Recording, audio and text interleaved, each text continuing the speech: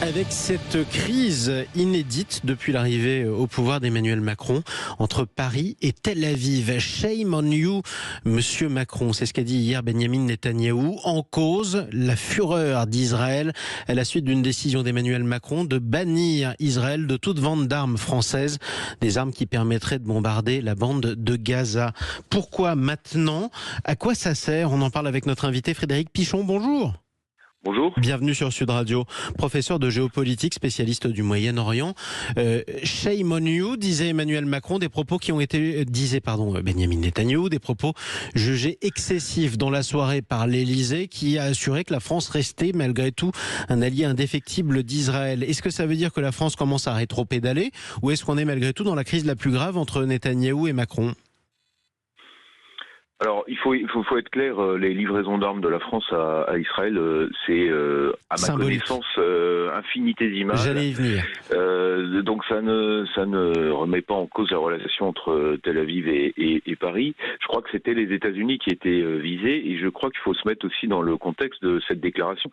C'est le sommet de la francophonie. La francophonie, elle rassemble dans son immense majorité, à l'exception du Canada peut-être, des pays qui appartiennent à ce qu'on appelle le Sud global. Et je pense que c'est assez habile de la part de la France, et dans son rôle un peu, de rappeler que, et de découvrir peut-être aussi que le monde entier n'a pas la même perception du conflit israélo-palestinien, de ce qui se passe, et qu'il y a un risque que le double standard, l'accusation du deux poids deux mesures finisse par peser sur l'Occident. Donc je pense que c'est surtout ce contexte-là qu'il faut souligner. Après, les mots n'engagent pas grand monde. D'ailleurs, l'Élysée a tout de suite rappelé que, évidemment, la France restait aux côtés d'Israël. De la part du Premier ministre israélien, c'est un peu toujours la même chose, espèce de chantage à la civilisation, sauf que ce discours, il prend plus. Une immense majorité des pays africains, des pays asiatiques ne voient pas les choses du tout de cette manière-là.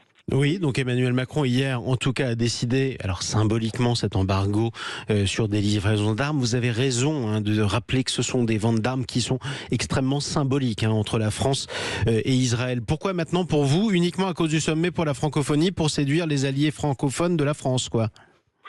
Oui, pour les séduire, ou pour peut-être, on peut toujours rêver que la France revienne à son discours d'équilibre qui a toujours été peu ou prou celui du général de Gaulle, puis de certains de ses successeurs, on va dire jusqu'à Jacques Chirac inclus, sur cette question du conflit israélo-palestinien. Oui. Mais ça reste un discours. Alors on peut rappeler aussi que depuis qu'Emmanuel Macron est au pouvoir, et surtout depuis le 7 octobre, la France a changé plusieurs fois de position. Aujourd'hui, elle dit publiquement qu'elle ne veut plus donner d'armes à Israël pour lui permettre de bombarder la bande de Gaza.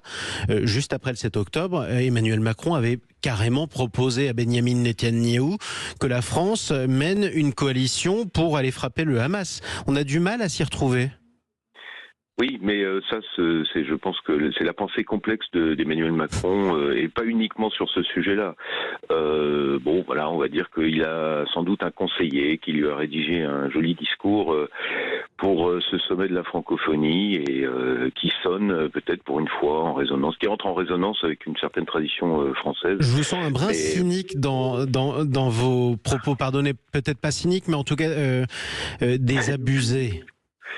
Oui, mais comme vous l'avez souligné vous-même, après le 7 octobre, on a vu effectivement alterner un soutien inconditionnel. Bon, je pense que peut-être alors espérons, gageons qu'il y a une prise de conscience, qu'effectivement le monde ne pense pas comme nous, pour reprendre le titre d'un ouvrage de Maurice Gourdeau-Montagne, qui est un ancien ambassadeur de France. Enfin, les autres ne pensent pas comme nous, et peut-être qu'il serait temps que l'Occident se rende compte que la vision un peu unilatérale du conflit, c'est-à-dire trop pro-israélienne à vos yeux, si je traduis vos propos.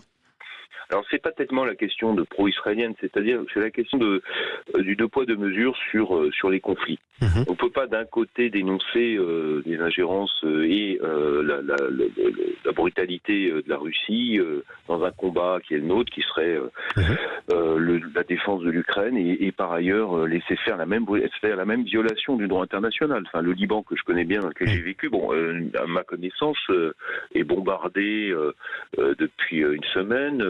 a même été envahi. On n'arrive pas à l'ONU à trouver une position commune et Antonio Guterres, secrétaire général des Nations Unies, et même persona non grata en Israël. Enfin, donc, si vous voulez, beaucoup de pays du Sud gardent ça pour pouvoir ressortir ça à l'Occident par la suite. C'est-à-dire, vous faites du deux poids, deux mesures, il y a des doubles standards, et donc, en fait, la parole occidentale et américaine, elle est démonétisée.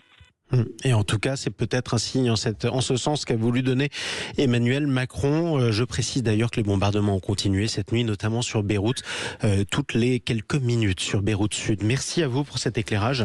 Nous serons amenés à en reparler. Frédéric Pichon, je rappelle que vous êtes professeur de géopolitique et spécialiste du Moyen-Orient.